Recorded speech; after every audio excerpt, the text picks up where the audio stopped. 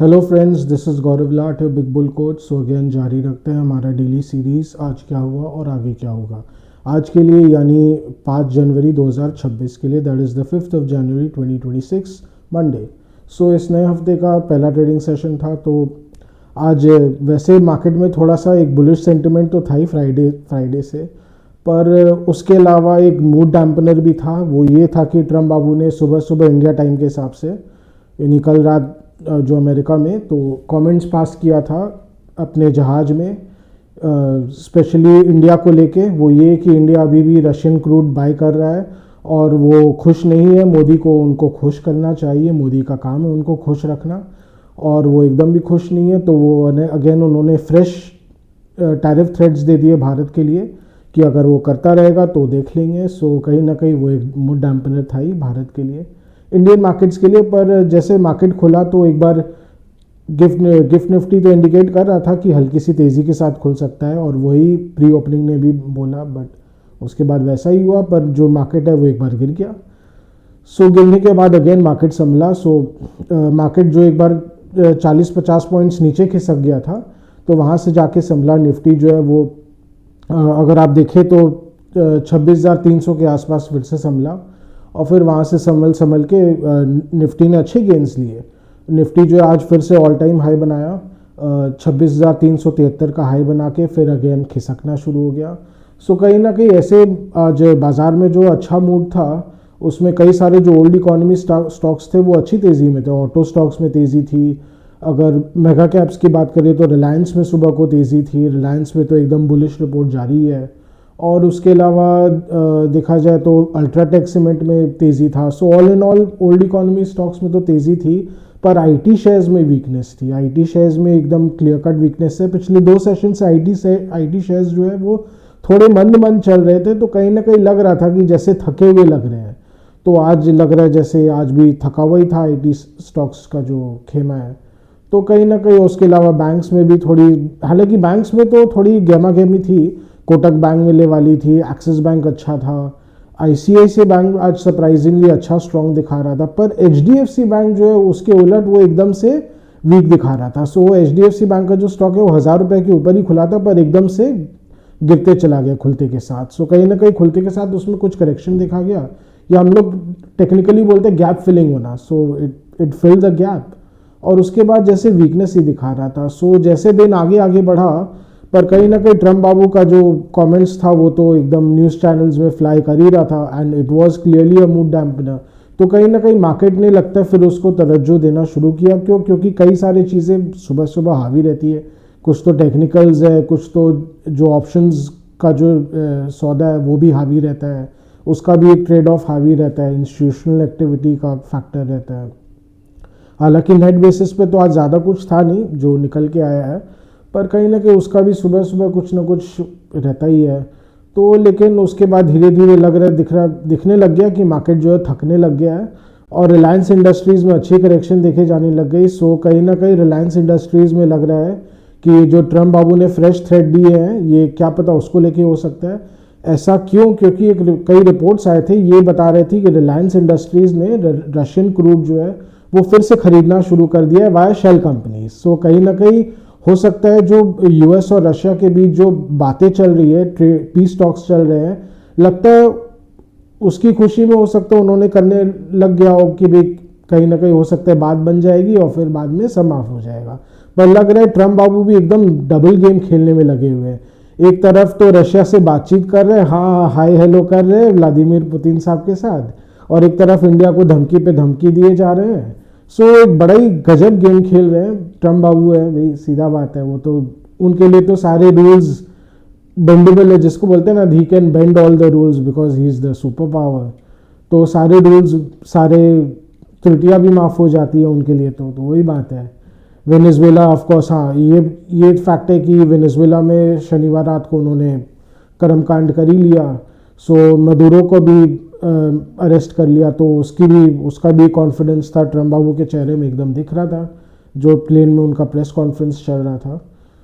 सो ये सब फैक्टर्स थे बाज़ार में, और कहीं ना कहीं धीरे धीरे भारतीय बाज़ार में उनका असर देखने को मिलने लग गया। जो निफ्टी है वो करेक्ट करना शुरू किया, और खास करके एचडीएफसी बैंक जिस तरह खिसकते चला गया दिन जैसे आगे बढ़ा, कहीं ना कहीं उसने भी निफ्टी पे बहुत प्रेशर डाला। बिकॉज आप जानती हैं निफ्टी का एक सेकेंड या थर्ड हाईएस्ट जो हैवी वेट है एचडीएफसी बैंक की है। सो उसके कारण भी निफ्टी में प्रेशर देखा जाने लग गया, और निफ्टी जो है वो खिसकते ही चला गया। जो 26,300 के नीचे खिसका तो फिर खिसकते ही चला गया। अपने 200 अगर चार्ट्स में देखें तो 200 मूविंग एवरेज जो है 5 मिनट्स के इंटरवल में, उसके नीचे जो फिर निफ्टी गया, वो बैंक निफ्टी तो पहले एकदम खिसकते चला जा रहा था और निफ्टी को भी खिसका ले गया। आईटी स्टॉक्स भी वीक होते चले गए। अब आईटी स्टॉक्स की बात करें तो उसमें भी कहीं ना कहीं प्रॉब्लम्स तो अभी भी जारी है। अभी ट्रम्प बाबू ने इमिग्रेंट्स लिस्ट जारी की है कि कौन देश के इमिग्रेंट सबसे ज़्यादा वहाँ के सोशल सिक्योरिटी पे डिपेंडेंट है। तो उसमें इंडिया का तो हालांकि नाम ही नहीं है, इंडियंस का तो कहीं नाम ही नहीं था।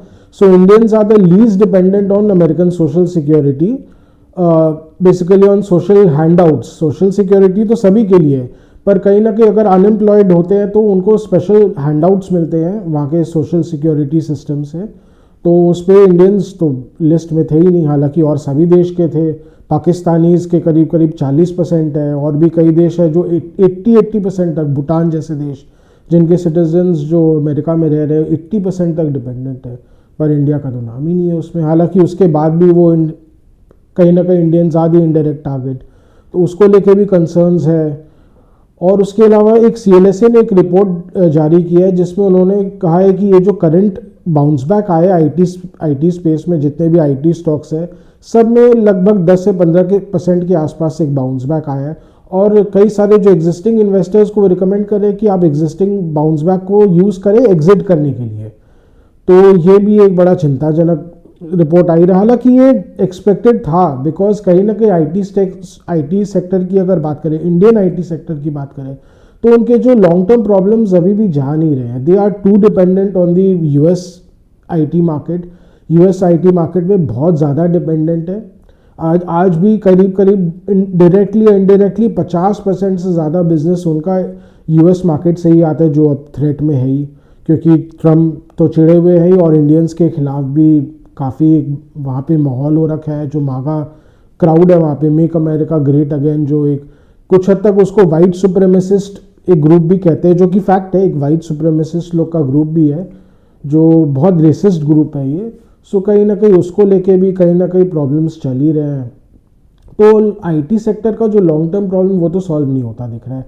हाँ, हालांकि मैंने पहले भी बताया हुआ है कि एचसीएल टेक जैसे कुछ स्टॉक्स है जो हार्डवेयर में निवेश कर रहे हैं और इस प्रॉब्लम का एक लॉन्ग टर्म सोल्यूशन खोजने की कोशिश कर रहे हैं, but they are still long way ahead.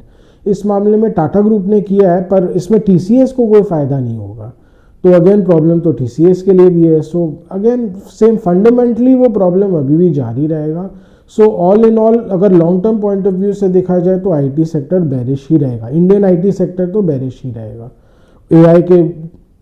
AI के मामले में भी ज़्यादा कुछ नहीं कर पा रहे हैं। हालांकि हो सकता है 5 साल बाद कुछ अपॉर्चुनिटीज आए, जैसे जैसे इंडिया का जो हार्डवेयर इकोसिस्टम है, चिप इकोसिस्टम है, वो डेवलप करता जाएगा, हो सकता है उसके कारण इनको अपॉर्चुनिटीज़ आए। पर 5 साल is a real long period. तब तक अगर उन पे पूरी तरह अगर बैन लग जाए आउटसोर्सिंग एक्टिविटीज़ पे, अगर धंधा मिलना बंद हो जाए इन कंपनीज़ को, तो फिर कंपनीज़ का क्या होगा? इतने सारे जो एम्प्लॉयज़ है, कटौती होगी, बेसिकली उनके एसेट्स तो कुछ है ही नहीं, ज़्यादा कुछ है ही नहीं, because they are asset light companies. ये जो आईटी सर्विसेज का जो पूरा धंधा है ये एक एसेट लाइट बिजनेस है, इसमें ज़्यादा एसेट्स होते ही नहीं है। इसमें जो आपके एम्प्लॉयज़ है, आपका जो कोर टैलेंट है, वही आपका एसेट है।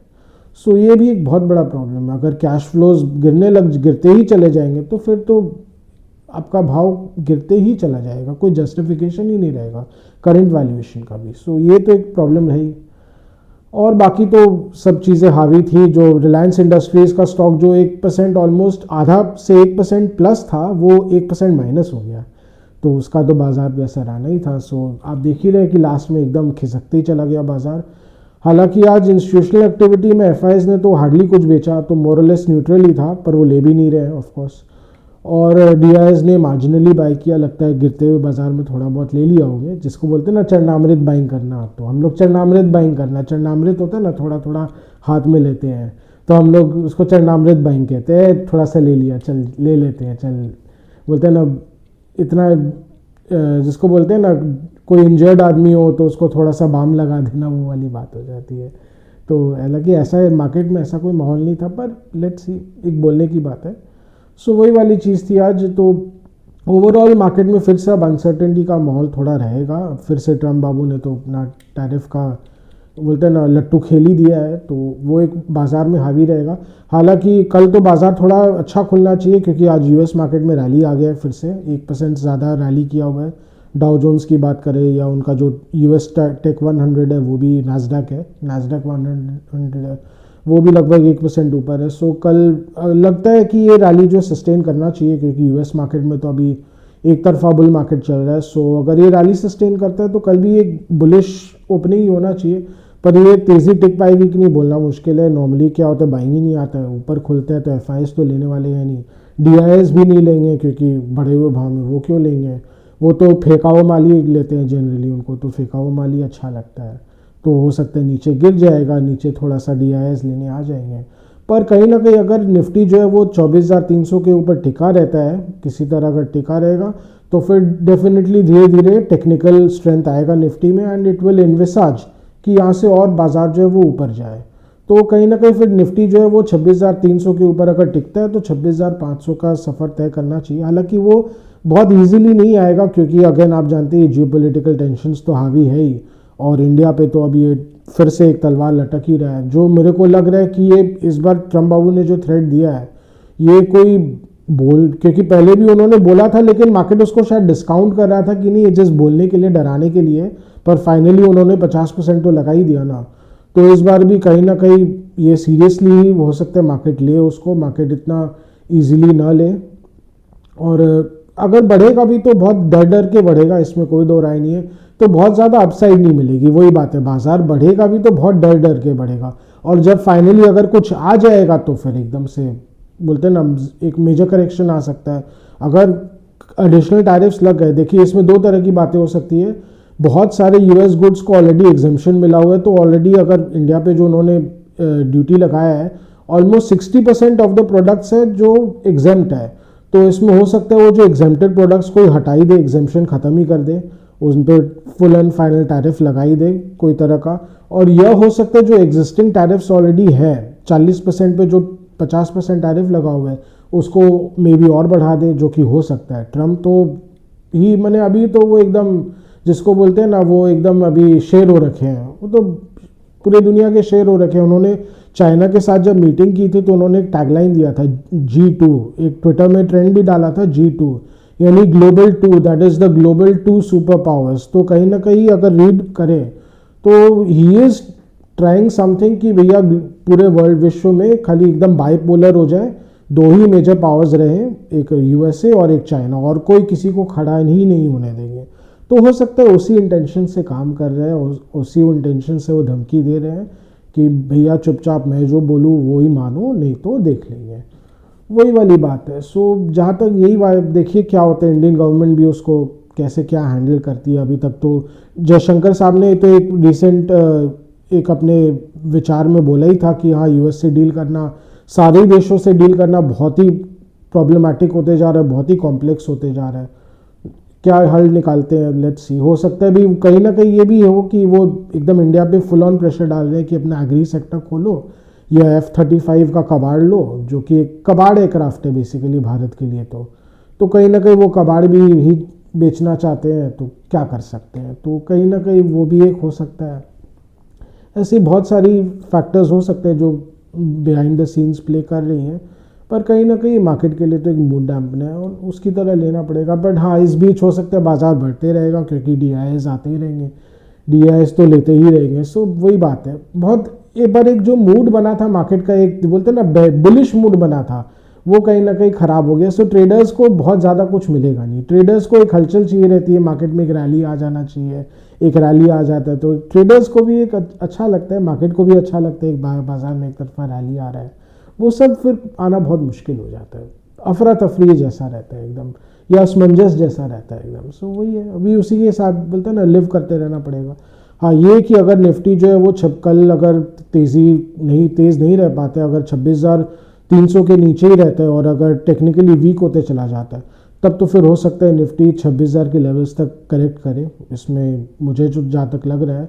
बट लेट्स सी, अगर निफ्टी किसी तरह होल्ड कर लेता है करंट लेवल्स में 26,300 के आसपास या 26,200 के ऊपर ही भी अपने आप को होल्ड कर लेता है, तो फिर it will इन्विसाज for fresh round of upside.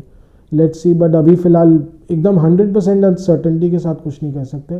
पर कहीं ना कहीं ये रशिया को लेके ये एक बहुत मेजर, और मुझे जहाँ तक डर लग रहा है हो सकता है जनवरी एंड आते आते कुछ ना कुछ हो भी जाएगा, बिकॉज रशिया का युद्ध तो ख़त्म होता दिख नहीं रहा है। कहीं ना कहीं यूक्रेन और यूरोप जो है वो एकदम अड़ा हुआ है कि वो रशिया के टर्म्स पे तो नहीं मानेंगे, तो फिर उसका यही होगा कि बाकियों को भुगतना पड़ेगा। तो लेट्स सी, यही चलता रहेगा। देखिए, थोड़ा असमंजस तो रहेगा। ऑल इन ऑल जनवरी जो है वो अगर बाज़ार तेज़ रहेगा भी अगर, तो हल्का हल्का करके तेज़ रहेगा, कोई बहुत अब बड़ी तेज़ी नहीं दिख रही है, thanks to the fresh Trump tariff threat. So वही बात है। सो अब यहाँ आज का डेली व्लॉग यहीं तक रखते हैं। आशा कर रहे हैं कि आपको हमारी डेली व्लॉग्स अच्छी लग रही हो। Do like, share and subscribe to our channel. Do hit the bell icon for regular update on our videos. आपको कुछ स्टॉक स्पेसिफिक जानना हो या कुछ फाइनेंशियल मार्केट्स के बारे में जानना हो तो please write in a comment section. We will get back to you and help you in any way possible, as much as possible. And उसके अलावा अगर आपको कुछ कमेंट्स देना हो, सजेशंस देना हो, तो again right in a comment section. Your suggestions and comments, feedback are important for us, they help us improve. So आज के लिए थैंक यू।